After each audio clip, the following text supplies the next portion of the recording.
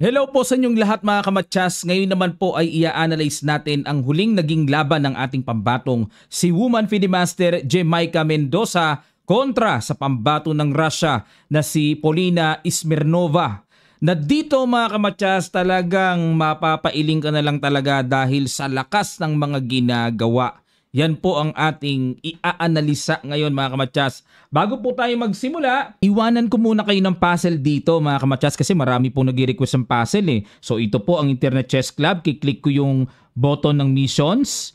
Pag kinilik ko po yan, ayan, nakapag-steady mind na po tayo kanina sa upload natin. Ngayon naman yung daily puzzle naman. Ikiklik ko po yung go. Ayan na. So ito po yung daily puzzle ngayong araw na ito. Ito pala yung laro ni Tal sa puti, no? Puting pyesa. Ang sabi dito, Tal's rival Bulgarian GM Grigory Tringov captured a poison pawn in the opening and now faces multiple challenges developing his pieces. Why doesn't this move work? Ayan, ibig sabihin po, may kinagat daw dito ang black na poison pawn sa malamang etong B2 kasi ito lang naman ang nabungi sa pawn structure. Pero nagkaroon daw po ng malaking problema sa pag-develop ng black. Bakit daw hindi nag-work ang pag-capture dyan at nasasabing mali? Ano po ang pinakamagandang hatol ng puti dito o ginawa ni Tal? Yan po. Pakilapag nyo po sa comment section below ang inyong mga kasagutan at nakapin lang din po ang link. Pag kinilik nyo, dediretso kayo dito sa site at mamumove nyo yung pyesa. Pag namove nyo yung pyesa, nalaman nyo na yung solution, pakiduplicate lang po ang inyong kasagutan sa comment section, mag-react po ako, at kung mali naman, magko-comment po ako. Ayan po ha mga kamatsas, maraming salamat po. Atin nang gisahin itong matinding naging laban na ito. Ang ginawa ni Smirnova nag D4, Knight, D5 ang ating pambato, Knight F3, Knight F6, C4, slab defense ang ginamit mga kamatsas.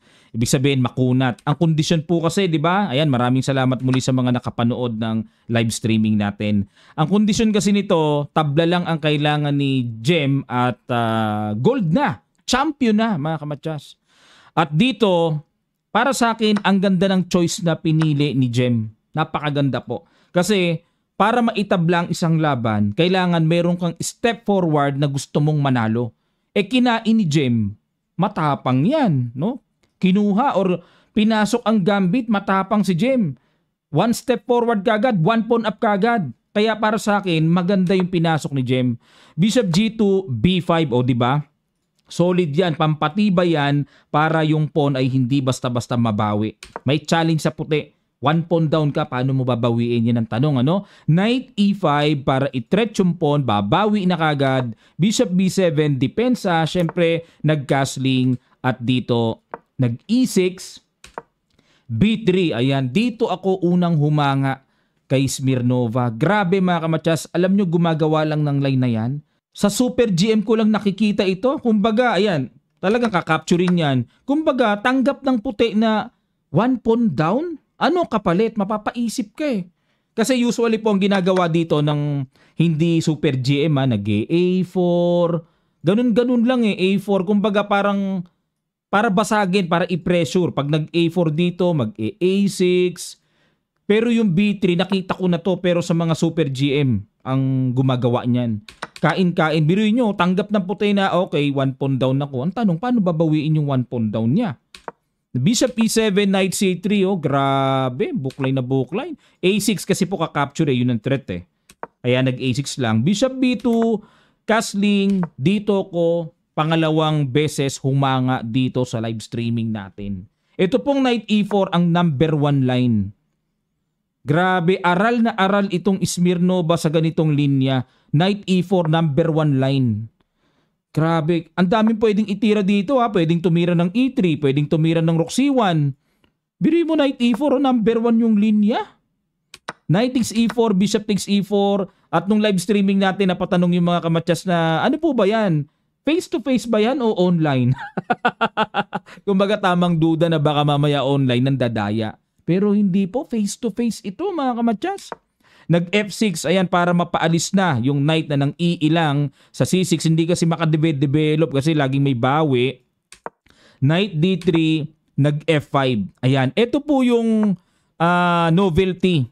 Actually, novelty ito. Ang nasa linya pa, Bishop D6, A5, yan po yung mga nasa libro pa eh. Pero, etong F5, nasa pangalawang choice naman ng computer engine ng F5. Medyo parang nabutasan lang ako sa E5 kasi butas yung E5 eh. Bishop G2, Knight D7, ito po yung ina-analyze natin sa live na pag nag-Knight F4, Rook F6, good move. Pero dito, grabe, hindi ko ine-expect na ang gagawin po, E4, hindi ko ine-expect tong E4 na to. Dito sa ating analysis ito nga lang ini-expect ko D5 yung bubuksan yan. Pero nag-gets ni Jem, nakita ni Jem yung analysis natin na pwede niyang capturein yan, magpapa-quality down yung ganitong tema, quality down ang black pero napaka-solid naman ng pawn structure. Na later on pwedeng mag-massive mag C5, mag A5, magmamarcha yung mga pawns na yan. Naabot ni Jem yan, believe din ako kay Jem, talagang malalim na rin talaga yung kanyang pangbasa sa position. Pero ditong E4, yan ang hindi ko in-expect talaga na may E4, kinapture, nag-Queen G4. Patingnan nyo po, grabing nakakabilib itong Smirnova, ang lakas makaamoy ng mga paparating.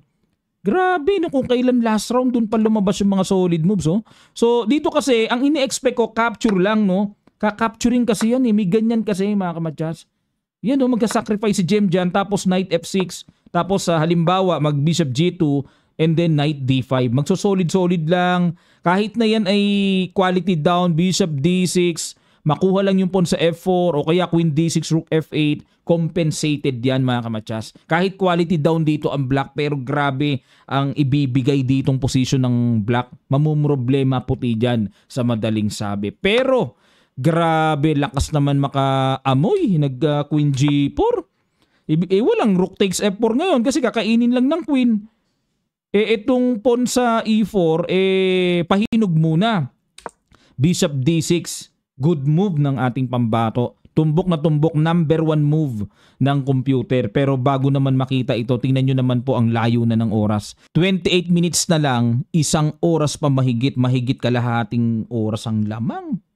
Kinapture yung pawn E6, Queen E7, tama, Knight C5. Grabe mga kamatyas, kita pa yung Knight C5 na yun, Superb ang tira, sabi ko kako. Grabe, pang super GM level lumabas ang tira nito ni Paulina. Kinapture ng bishop, ayun po. Dito, ang sinasuggest po ng computer ay Rook G6.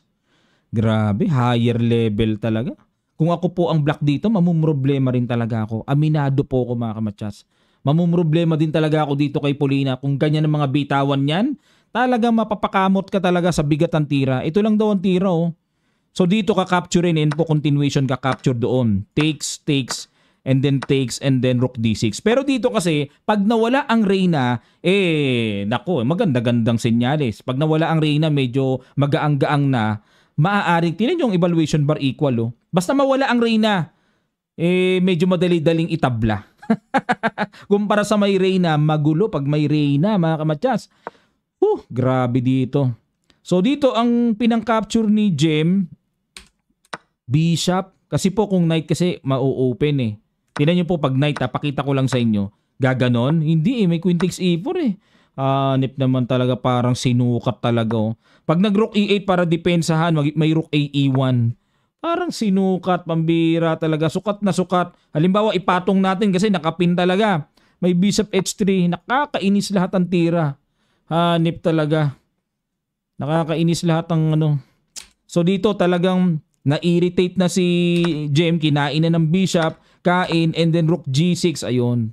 Kumbaga dito medyo bumigay na yung pagkakakapit dito ni Jamaica sa position.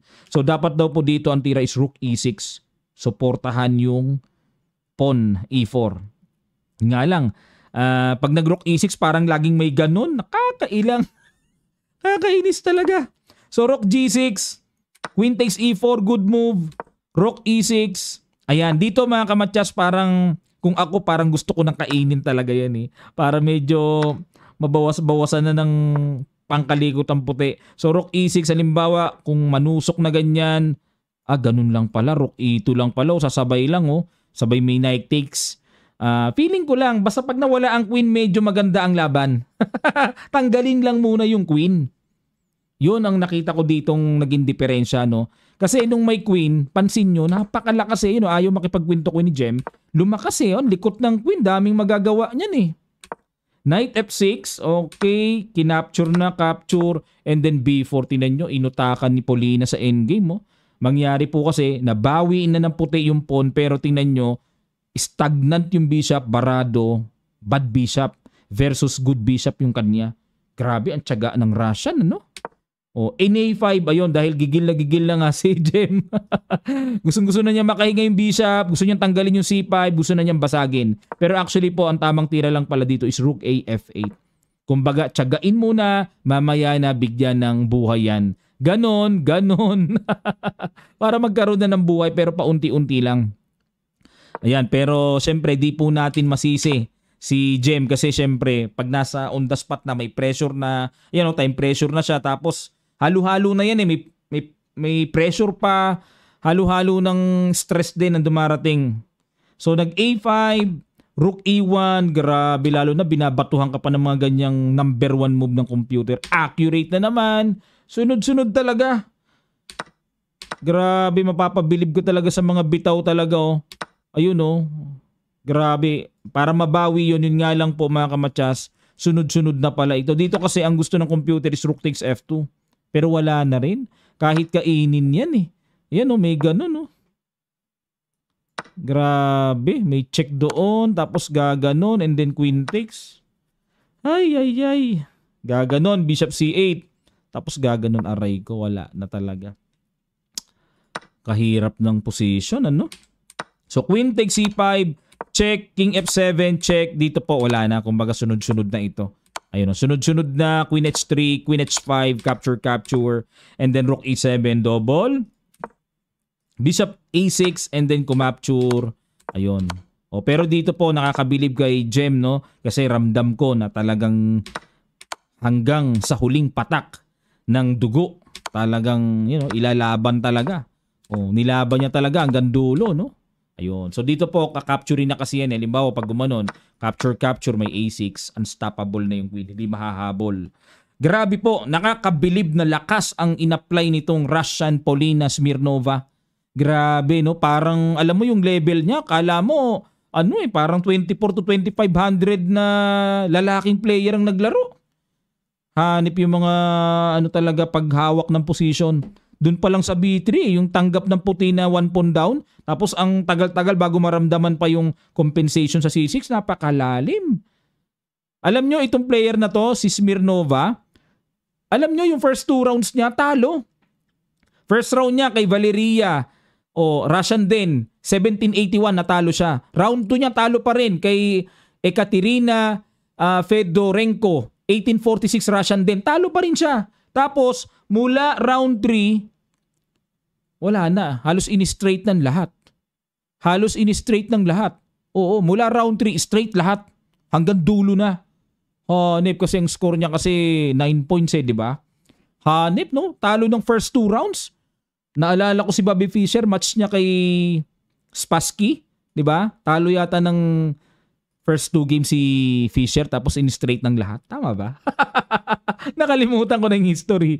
Ayan, pero ganun pa man, ito po yung kanilang standing. Pakita ko po sa inyo.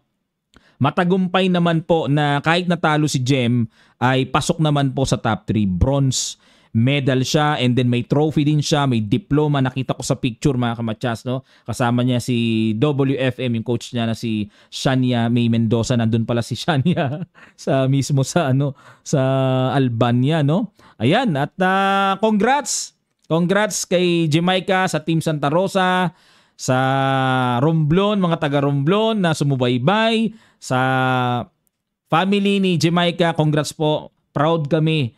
Buong chess community kay Jamaica. Hindi po biro ang pinagdaanan at ang na-achieve ni Jamaica. Congratulations. And of course, kino-congratulate din natin si National Master Phil Martin Kasiguran kasi po nag-gain siya ng experience and of course nag-gain din siya ng rating. Kaya yun ang magandang bagay na nadagdag kay NM Kasiguran. So congrats din sa'yo, bro.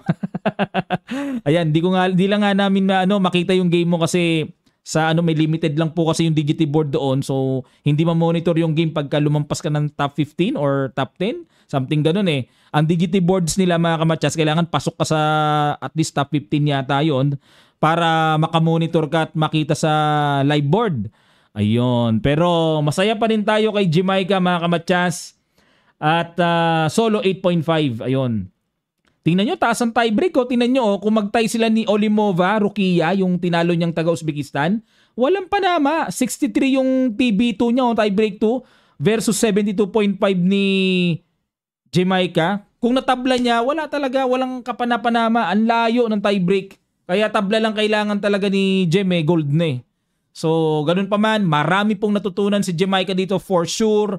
Talagang titibay pa siya at magte-training pa yang mabuti. At syempre, maririnig uli natin ang yanig ng kanyang performance sa mga susunod pang tournaments na sasalihan niya. Okay? Maraming salamat po. Magkita-kita pa tayo sa mga susunod pang chess updates.